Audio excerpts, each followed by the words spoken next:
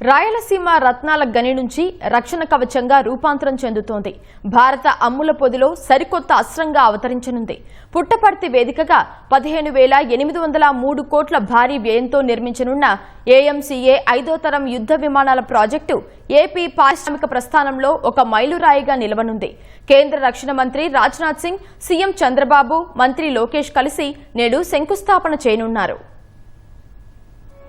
రాయలసీమ భవిష్యత్తు ఇక రక్షణ రంగంతో ముడిపడనుంది.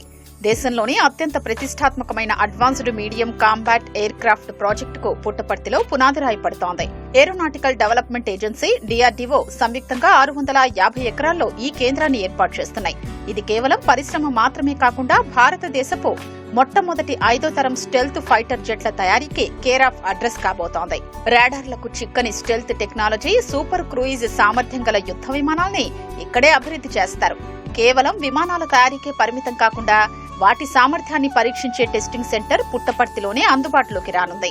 భారత వైమానిక నౌకాదళాల కోసం ఏఎంసీఏ నమూనాను ఏడీఏ రూపొందించింది. దేశ రక్షణ అవసరాలకు దీన్ని వినియోగించనున్నారు. ఈ ప్రాజెక్టు ద్వారా సుమారు 7,500 మంది నిపుణులకు ప్రత్యక్షంగా ఉపాధి లభించనుంది.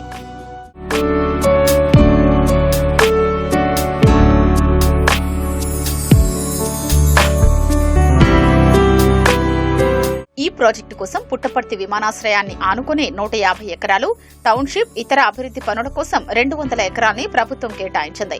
Stealth technology, twin engine super cruise సామర్థ్యం, అత్యాధునిక ఏవియానిక్స్ వంటి హంగులతో యుద్ధ విమానాల్ని అభివృద్ధి చేయనున్నారు.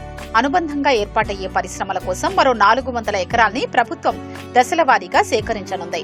అనుబంధ పరిశ్రమల ద్వారా సుమారు 1,00,000 కోట్ల పెట్టుబడులొస్తాయని అంచనా.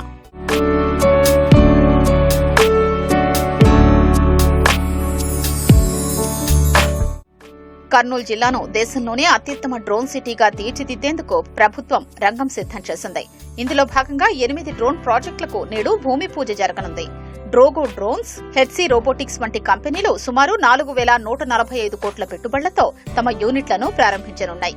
రక్షణ, డ్రోన్ రంగాల్లో కలిపి మొత్తం 12 ప్రాజెక్టుల ద్వారా దాదాపు 6,000 మందికి పైగా యువతకు కొత్తగా ఉపాధి అవకాశాలు లభించనున్నాయి. డిఫెన్స్ రంగంలో పేరెన్నికగన్న Kalyani strategic systems, Bharat dynamics limited, HFCL, premier explosives వంటి సంస్థలు రాయలసీమలో తమ కార్యకలాపాల్ని విస్తరిస్తున్నాయి.